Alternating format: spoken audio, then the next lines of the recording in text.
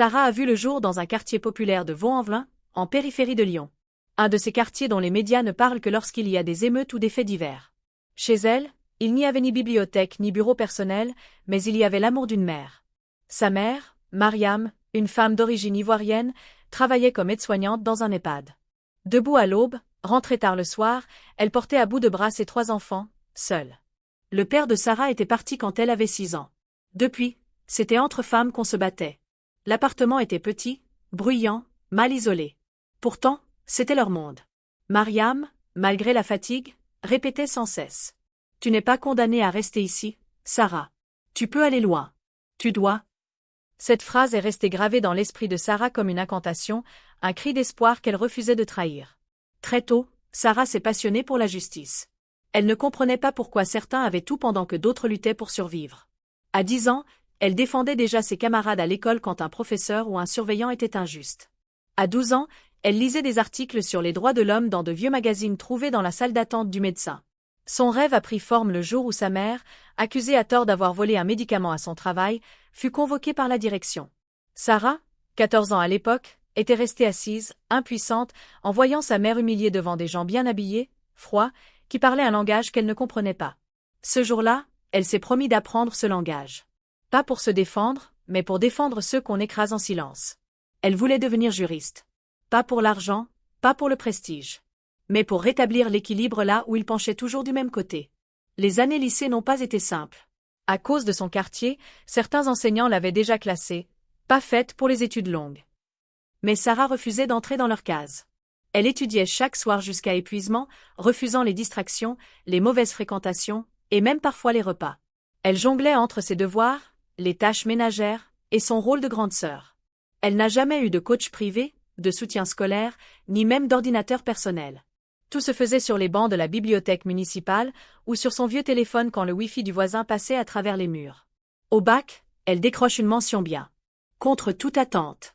Elle entre à l'université, dans une filière de droit, là où elle était l'une des rares noires de l'amphi. Là encore, on la regarde avec scepticisme. Mais elle s'en moque. Elle a un but, une mission presque sacrée. Elle travaillait dur, en silence, pendant que d'autres sortaient. Chaque échec devenait une leçon, chaque victoire, une preuve.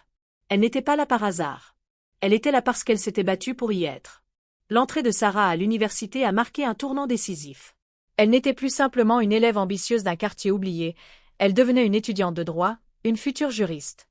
Mais très vite, elle se rend compte qu'elle devra se battre sur 2 fronts, contre la complexité d'un système universitaire qu'elle découvre seule, et contre les préjugés invisibles mais bien présents.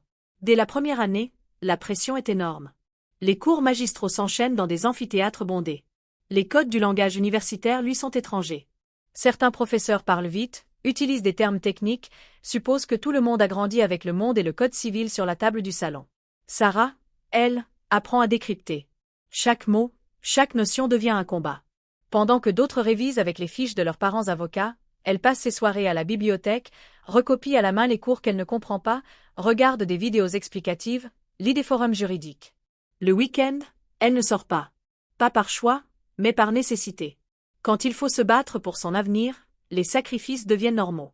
Elle enchaîne les petits boulots, serveuse dans un fast-food, agent d'accueil dans un musée, distribution de flyers l'hiver dans le froid. Toujours avec ses codes de droit glissés dans son sac. Le métro devenait sa 2e salle d'études. Les pauses, ses moments de révision. Elle échoue parfois. Un partiel raté, une note injuste, un oral où le stress la trahit. Mais elle se relève toujours. Plus forte, plus affamée, plus déterminée. Les années passent. Sarah gravit les échelons. Elle obtient sa licence, puis son master 1 avec mention. Peu à peu, elle prend confiance. Sa plume s'affine, son raisonnement juridique devient plus rigoureux. Elle ose enfin lever la main en cours, poser des questions, participer. Les regards changent. On commence à la respecter. Mais c'est en master 2, une spécialisation très sélective en droit des affaires, que Sarah donne tout. Elle sait que ce diplôme peut être son sésame vers les plus grands cabinets, les entreprises prestigieuses, une carrière brillante. Elle redouble d'efforts, fait des nuits blanches à en perdre la notion du temps, travaille ses cas pratiques comme si elle plaidait réellement devant un tribunal. Lors de la soutenance de son mémoire, elle impressionne le jury. Même les plus sceptiques doivent reconnaître son excellence. Elle obtient son master 2 avec mention. Une distinction rare, difficile à atteindre. Pour Sarah, c'est plus qu'un papier. C'est une victoire sur le destin, sur les regards qui l'ont sous-estimé, sur les voix qui lui ont dit un jour. Fais plutôt un BTS ou un truc plus accessible pour toi. Diplômée, brillante, passionnée. Sarah se sent enfin prête à conquérir le monde. Elle croit, à juste titre, que ses efforts seront récompensés. Elle pense que désormais, tout est possible. Elle se projette.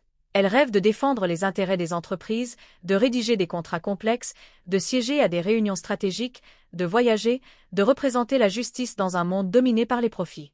Elle se voit travailler dans un grand cabinet d'avocats à Paris ou à Lyon, au milieu de professionnels reconnus, dans une tour de verre, tailleur élégant, ordinateur dernier cri. Elle envoie ses candidatures avec enthousiasme. Soigne chaque lettre de motivation. Elle relit 10 fois son CV, fait relire ses stages, valorise son mémoire. Elle s'attend à des entretiens, à des réponses rapides. Après tout, ses camarades ont déjà commencé à recevoir des propositions.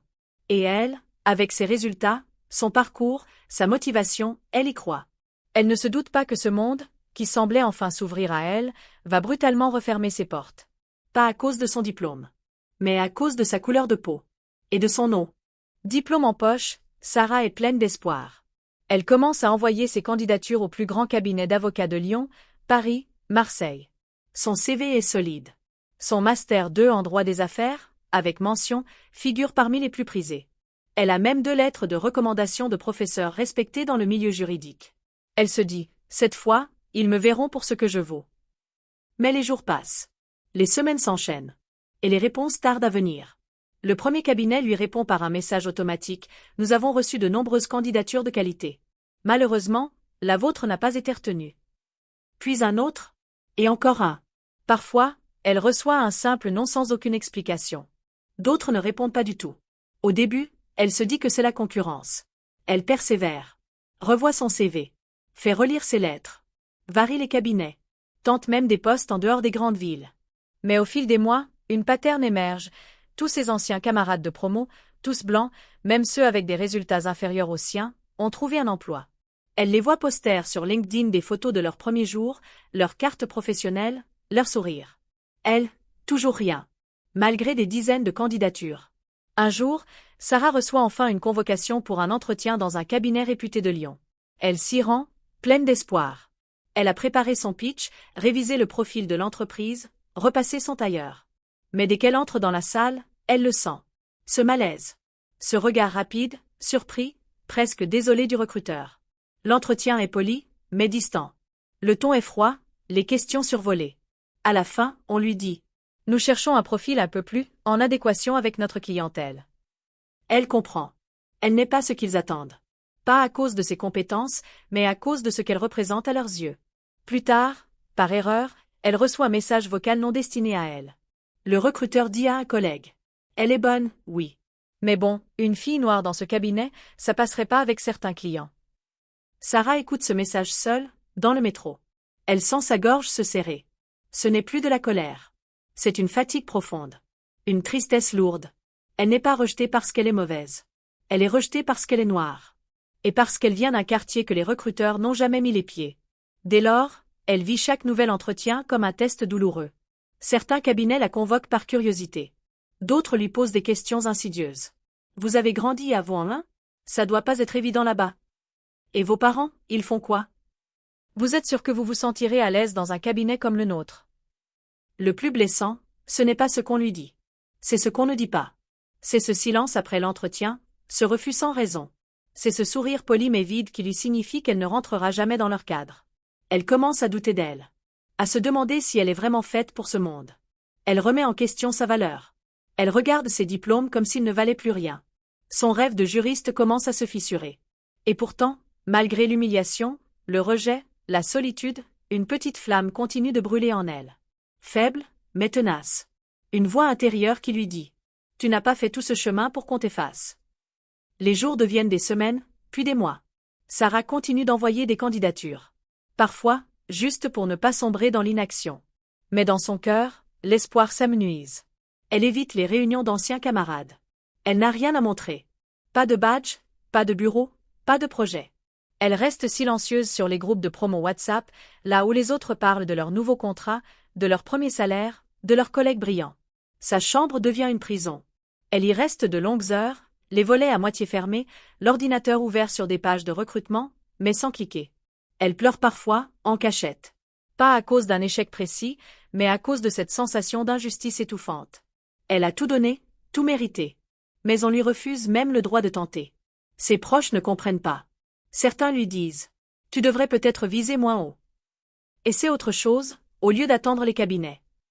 Mais ce n'est pas de l'orgueil. C'est le sentiment d'être invisible malgré le mérite. Elle s'isole. Elle mange moins. Elle dort mal. Sa confiance en elle s'effondre. Elle regarde parfois son reflet dans le miroir et se demande « Et si le problème, c'était moi ?» Sarah repense à tout ce qu'elle a traversé. À sa mère, qui s'est privée pour qu'elle ait de quoi acheter ses manuels. À ses nuits blanches à réviser. À ses notes, à ses stages, à son mémoire. Et elle se dit « À quoi bon ?» Ce n'est pas un simple échec professionnel. C'est une blessure existentielle. Elle a cru en un monde juste. Elle a cru que le travail, la persévérance, la compétence suffisaient. Mais elle découvre que, pour certains, sa couleur de peau est un filtre permanent. Que son quartier natal est une tache indélébile à leurs yeux. Elle essaie de se relever. Mais chaque tentative semble vouée à l'échec. Chaque entretien raté devient un coup de plus dans sa dignité. Chaque silence de recruteur, une gifle sans bruit. Elle commence même à envisager d'abandonner le droit. De tout laisser tomber. De disparaître un temps. Mais au fond, une autre voix se réveille. Pas celle de l'ambition. Pas celle du rêve. Une voix plus ancienne, plus profonde. Celle de la rage. De la survie. De la fierté de ne pas plier. Un soir, après une journée particulièrement difficile, Sarah est assise dans sa chambre, le regard vide. Elle vient de recevoir un énième refus. Pas même un appel, juste un mail froid de 3 lignes. Elle hésite. Doit-elle renoncer? Faire autre chose? Enseigner? Reprendre un job alimentaire? Mais ce soir-là, quelque chose en elle refuse de mourir. Elle ouvre un vieux carnet de notes, retrouvé par hasard dans un tiroir. Sur la première page, elle relit une phrase écrite à 17 ans. « Je deviendrai juriste. Pas pour moi. Pour tous ceux qu'on ignore. » Les larmes lui montent aux yeux. Elle avait oublié pourquoi elle avait commencé. Elle n'avait jamais couru après le luxe ou la reconnaissance. Ce qu'elle voulait, c'était servir. Protéger. Défendre. Alors elle prend une décision. Si les portes des grands cabinets sont fermées, elle en ouvrira d'autres. À sa manière. Sur ses bases. Sarah se remet à étudier, mais autrement. Elle se forme à la prise de parole, au droit social, au droit des discriminations. Elle commence à fréquenter des associations d'aide juridique, à faire du bénévolat dans des permanences gratuites. Là, elle rencontre des gens comme elle. Des invisibles, des oubliés, des humiliés. Et elle sent qu'elle est utile. Elle décide alors d'utiliser sa voix. Elle ouvre une page Instagram, puis une chaîne YouTube, où elle parle de ses galères, de son parcours, des injustices qu'elle a subies. Sa parole touche. Émeut. Réveille. Des centaines de jeunes racisés lui écrivent pour lui dire « Tu racontes ma vie. Merci de dire ce que je n'ai jamais osé dire. Tu me donnes envie de continuer. » Elle commence à faire des vidéos explicatives sur les droits au travail, les recours contre les discriminations, les pièges juridiques à éviter. Elle utilise un langage clair, accessible. Elle devient une référence populaire, une juriste de terrain, respectée, écoutée, sollicitée. Peu à peu, elle est invitée dans des conférences, des podcasts, des débats télévisés. Des avocats engagés la contactent. Certains lui proposent même de collaborer. 1 an après avoir touché le fond, Sarah a reconstruit sa carrière sur des fondations plus solides que n'importe quel cabinet de prestige. Elle connaît la rue et le droit. Elle connaît l'exclusion et la loi. Oh, elle a transformé sa douleur en pouvoir, sa colère en engagement, son silence en parole publique. Et surtout, elle n'est plus seule. Elle a rejoint une communauté de juristes, d'activistes, d'étudiants, de citoyens qui refusent de se taire. Elle n'a pas trouvé sa place dans le système. Elle a créé la sienne. Et chaque jour, elle répète à ceux qui l'écoutent. Ce qu'on vous refuse n'est pas une preuve que vous ne le méritez pas. C'est la preuve que vous dérangez un ordre ancien. Et ça, c'est une force. Le temps passe. Sarah n'est plus la jeune diplômée en attente d'un poste. Elle est devenue une figure. Son engagement, son authenticité, sa voix ont commencé à résonner au-delà de son quartier, au-delà des réseaux sociaux. Un jour, un mail inattendu atterrit dans sa boîte. Un cabinet parisien, qu'il avait autrefois ignoré, lui propose un rendez-vous. Ils ont vu son travail, son influence, sa capacité à vulgariser le droit, à fédérer, à faire bouger les lignes. Mais cette fois, c'est elle qui hésite. Elle n'est plus dans la posture de la jeune diplômée qui quémande. Elle a une communauté, une mission, une vision. Finalement, elle accepte un rendez-vous. Pas pour décrocher un poste, mais pour poser ses conditions. Je ne veux pas seulement être une juriste. Je veux aussi porter un message. Et je veux qu'on sache que ma compétence n'est pas malgré ma couleur, mais avec elle.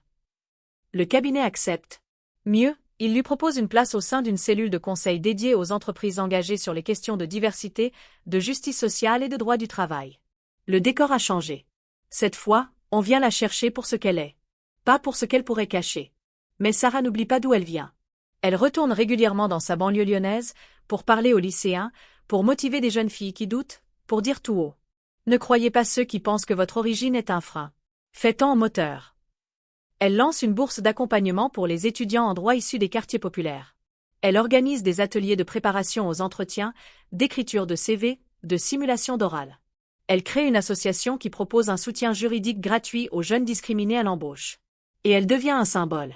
Pas une star de télévision, pas une figure lisse. Non. Un exemple réel, authentique, pour toute une génération qui croyait que la méritocratie était un mythe. Sarah n'a pas changé le monde. Mais elle a changé son monde. Et ce faisant, elle a commencé à en inspirer des centaines d'autres à changer le leur.